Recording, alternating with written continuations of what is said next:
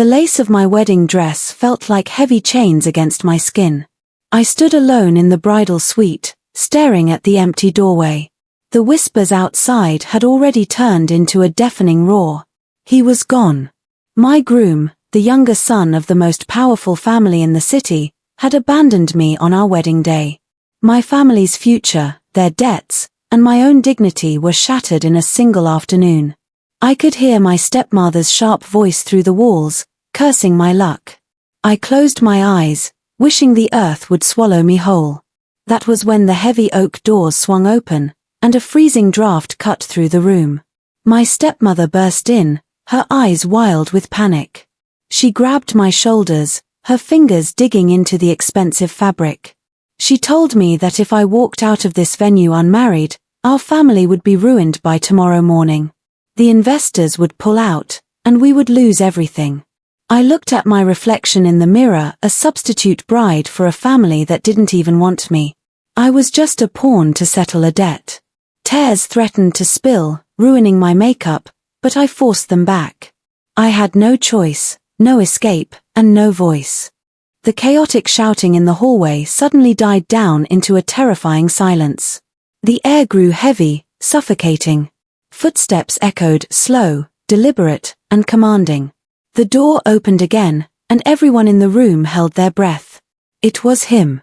The older brother. A ruthless, reclusive billionaire whose name was only whispered in fear across the corporate world. He wore a flawless black suit, his dark eyes cutting through the room like ice. He didn't look at my family, his intense gaze locked directly onto me, freezing me in place. He stepped closer, his presence completely overpowering the space. His voice was low, deep, and sent a shiver straight down my spine. He looked at my trembling hands and then at my panicked family. He declared that the wedding would proceed, but the groom had changed. He would take his brother's place. My heart hammered against my ribs.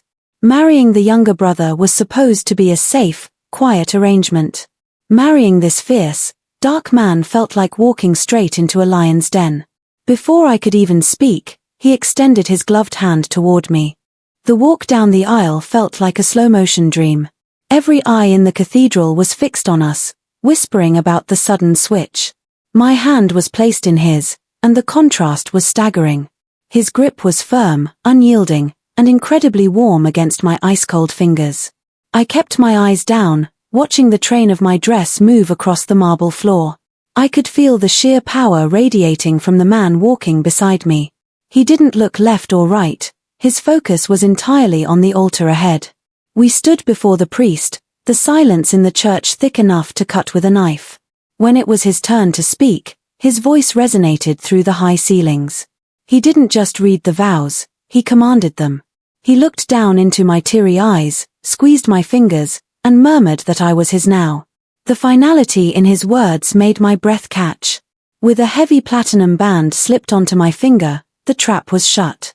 I was no longer a runaway option, I was the wife of a tyrant. The iron gates of his cliffside mansion opened with a haunting screech. The estate was massive, surrounded by dark woods and overlooking a roaring sea. It looked more like a beautiful fortress than a home.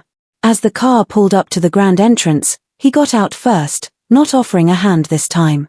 I stepped out into the chilly night air, holding up my heavy gown. The servants stood in a perfect line, bowing deeply as we entered. The grandeur of the place was suffocating. Our first night in the mansion was filled with a loud, ringing silence. He led me to a massive master bedroom designed in dark velvet and mahogany. He didn't touch me, nor did he look at me with desire. He simply told me that this was my space now and that I would never have to worry about my family's debts again.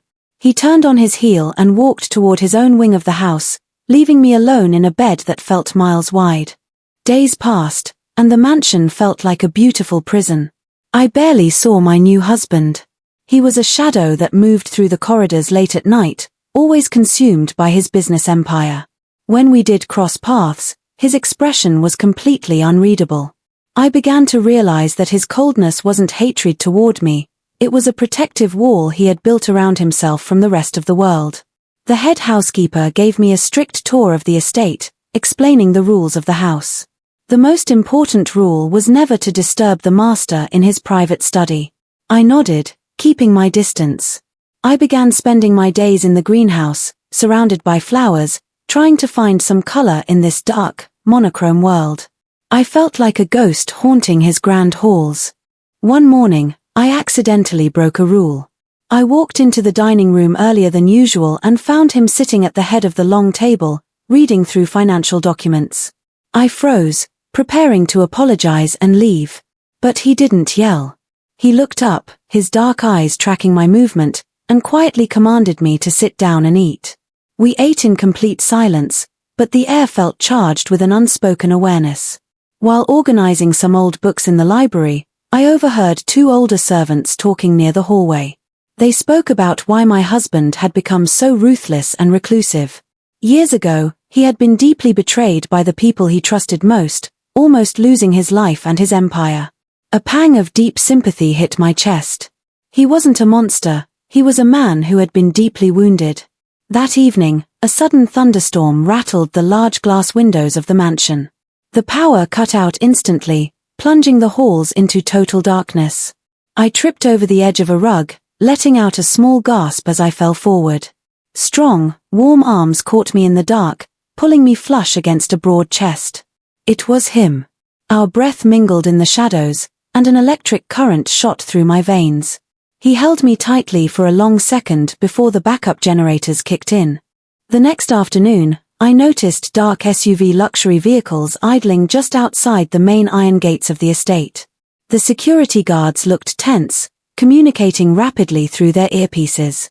When my husband arrived home, his face was darker than usual. He glanced out the window, his jaw tight. He told me to stay inside the mansion at all costs, his voice laced with an intense, protective authority. A business associate of his family came to the mansion unannounced while my husband was in a meeting. The man looked at me with an uncomfortably arrogant grin, commenting on how the younger brother's loss was a massive gain. Before he could take a step closer to me, my husband stepped out of the elevator. The air instantly turned to sub-zero temperatures. He stood between us, his voice a deadly growl as he told the man to never look at his wife again. As the unwanted guest scrambled out of the house, my husband turned to look at me. His chest was rising and falling heavily with anger. But as he looked at my wide, startled eyes, his expression softened just a fraction. For the first time, I didn't see a tyrant, I saw a fierce protector who was willing to burn the world down just to keep me safe from harm. The storm returned with a vengeance that night. Unable to sleep, I made my way down to the Grand Library, pulling a thick blanket around my shoulders. I sat by the window, watching the rain lash against the glass. The door clicked open, and he walked in, carrying a folder. Instead of leaving, he sat in the armchair opposite mine. We didn't speak for an hour, but the silence was no longer cold, it was comforting. The next morning, I decided to take a small risk. Knowing how much he relied on black coffee to get through his grueling workdays, I brewed a fresh cup myself and brought it to his study. He looked up from his laptop, his brow furrowed in a signature grumpy frown. I smiled softly, set the cup down, and turned to walk away.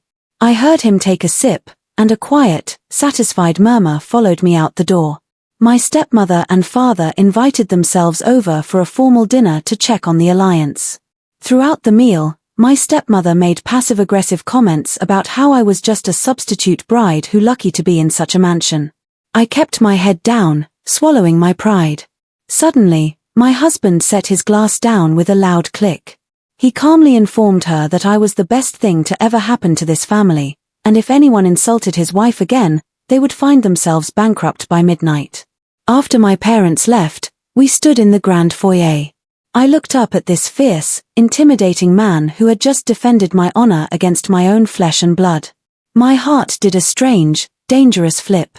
The fear that had gripped me on our wedding day had completely vanished, replaced by a deep, undeniable attraction. I realized I was falling for the man everyone else feared. The peace didn't last long. A few weeks later, while walking through the estate garden, a figure stepped out from behind the hedge maze. My heart dropped. It was the younger brother, the groom who had abandoned me. He looked disheveled, reaching out to grab my arm while pleading that he had made a massive mistake and wanted me back. I stumbled backward, my heart racing with panic. Before his hand could touch my skin, a heavy grip slammed onto his shoulder, throwing him violently backward onto the gravel path. My husband stood there, his eyes filled with a lethal, terrifying rage.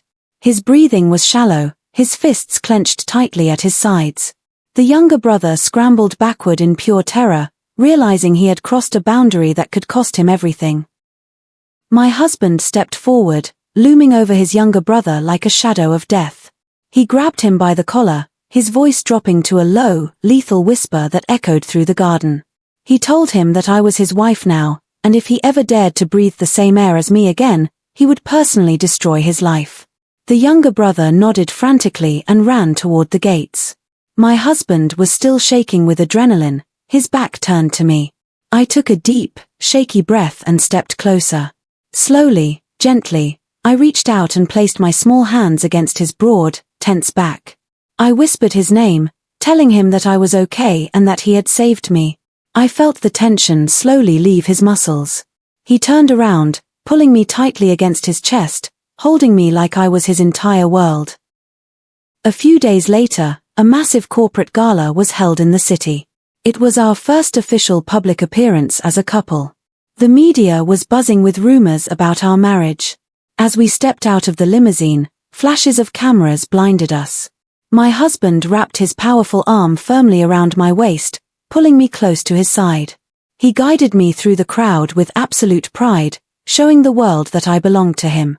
While my husband was pulled into an urgent meeting with international investors, I stepped out onto the quiet balcony to get some fresh air. A shadow moved from the corner. It was a business rival of my husband's, holding a glass of wine with a sinister smirk. He began whispering threats, saying that my husband's weakness was now out in the open and that I would be the first to pay the price for his arrogance. The rival didn't get to finish his sentence. My husband walked out onto the balcony, his face a mask of pure fury. He didn't argue or negotiate. He walked straight up to the rival, grabbed him by the throat, and pushed him against the marble railing of the balcony. He made it clear to everyone watching that anyone who tried to touch me would not survive the consequences. Knowing the city was no longer safe, he drove me deep into the countryside to a private, highly secured safehouse hidden in the mountains. The house was cozy, filled with warmth and a roaring fireplace. He stayed awake all night, sitting in a chair near the door with a security monitor, refusing to sleep until he knew for certain that no threat could reach me. Around midnight, I walked over to where he was sitting and knelt beside his chair. I took his rough, calloused hands in mine, looking up into his tired eyes. I asked him why he went to such lengths to protect a substitute bride.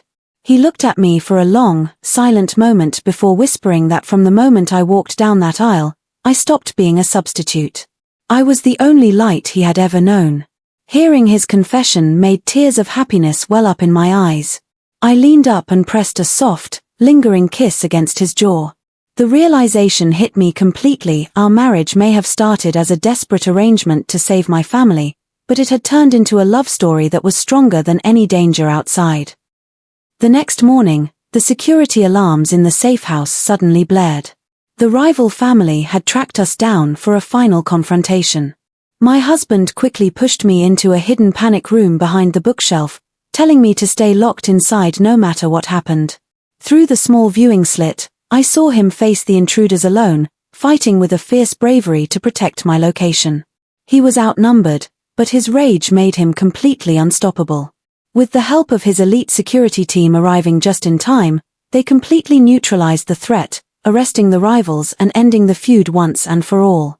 When the chaos finally died down, the door to the panic room opened. He stood there, bruised but victorious, holding his arms out for me. He was admitted to the hospital to treat his minor injuries from the fight.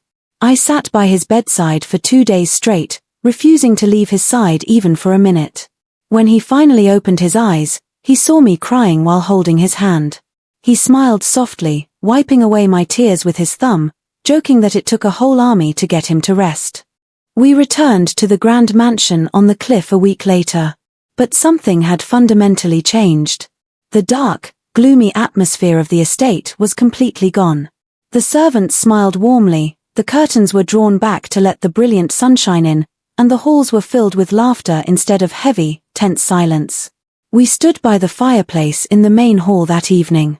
Together, we took the old wedding papers from the younger brother and the forced family contracts, throwing them into the roaring flames. We watched the remnants of our painful past burn away into ash, leaving us with a clean slate for our future. The next day, I found a massive velvet box resting on the bed. Inside was a breathtaking new wedding dress, not chosen out of obligation or rush, but custom designed with delicate silk and diamonds. A small card beside it read, "For my real bride. Let's do this right." We held a private, secret wedding ceremony in the mansion's beautiful greenhouse, surrounded only by blooming flowers and white candles. There were no cameras, no toxic family members, and no media. We looked into each other's eyes and exchanged vows that came straight from our hearts, promising to protect each other forever. As night fell, a soft, romantic melody played through the speakers. He took my hand, pulling me close against his chest as we stepped out onto the terrace under a sky full of stars. We shared our very first real dance as a married couple, swaying slowly to the rhythm of the ocean waves crashing below.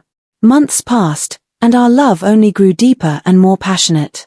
One evening, while sitting together on the terrace watching the sunset, I placed his large hand gently over my stomach.